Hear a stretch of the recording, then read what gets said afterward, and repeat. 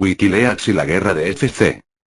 Julio Hernández López, 30 de noviembre de 2010. Las densas revelaciones de Wikileaks dan cuerpo y credibilidad a las sabidas operaciones conspirativas que realiza la gran potencia mundial, pero que con gran afán descalifican y casi niegan en países sometidos a esas órbitas algunos de sus intelectuales y comentaristas. El escándalo global tiene especial relevancia para México, por cuanto son múltiples los indicios de que ha tenido inspiración y conducción externa, estadounidense, el proceso de implacable descompostura nacional que desde diciembre de 2006 se desarrolla como política general por un gobierno bajo sospecha de haber sido impuesto por esa misma potencia intervencionista.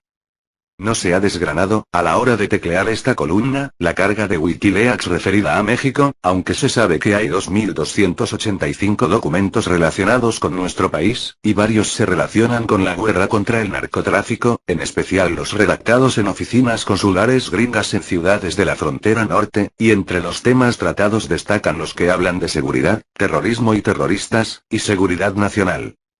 Así no apareciera una sola línea interesante sobre el control estadounidense en México en ese amplio material por develar, lo cual, en forma literal, está por verse, los grandes trazos de la voracidad estadounidense conocidos hasta ahora en el contexto mundial colocan al calderonismo en una situación muy incómoda, en una especie de precipitado banquillo histórico. El panista que se hizo de la silla presidencial en 2006 de forma inverosímil y repudiada será recordado no solo por el subsistente estigma del fraude electoral que le reportó formalmente una ínfima franja de diferencia respecto a su opositor que tenía fuerte arraigo social a tal grado que ha podido conservar parte de él, a pesar de la fortísima campaña de desprestigio sostenida en su contra desde entonces, sino además, o en consecuencia, producto del pecado original felipista que fue el robo de la presidencia, por su aplicado sometimiento a las fuerzas que lo ayudaron a consumar esa apropiación indebida, en especial el entreguismo a las líneas de acción que antes de tomar Los Pinos le fueron dictadas por funcionarios del país vecino, que diseñaron lo que luego sería conocido como la personalísima guerra de Felipe Calderón contra el narcotráfico.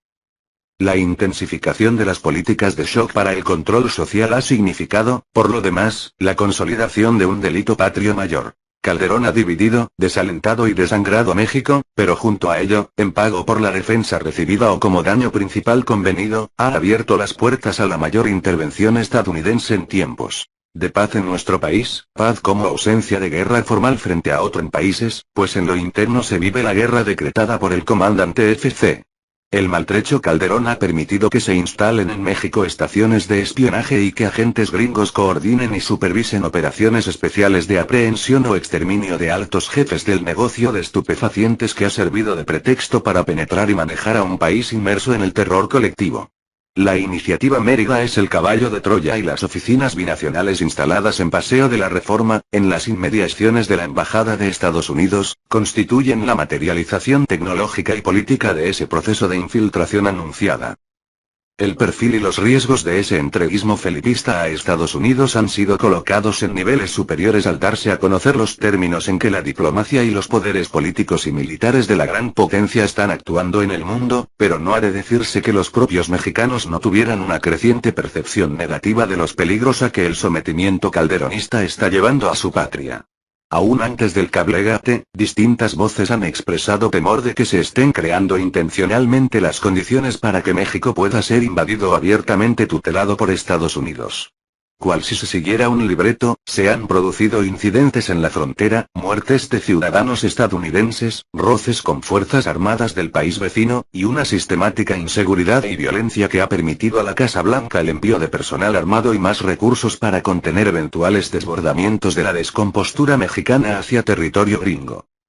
Apenas ayer, entrevistado por Jesús Aranda en La Jomada, el general de división retirado Roberto Vadillo advertía que corremos el riesgo de que Estados Unidos invada México sobre pretexto de combatir al narcotráfico. El militar pensionado aseguró, según la nota, que la iniciativa Mérida fue fraguada por la DEA antes de que Calderón asumiera el poder, cuando convenció al actual secretario de Seguridad Pública Federal, Genaro García Luna, y al que fue el primer procurador general de la República, Eduardo Medina Mora, de aplicar toda la fuerza del Estado contra el narcotráfico.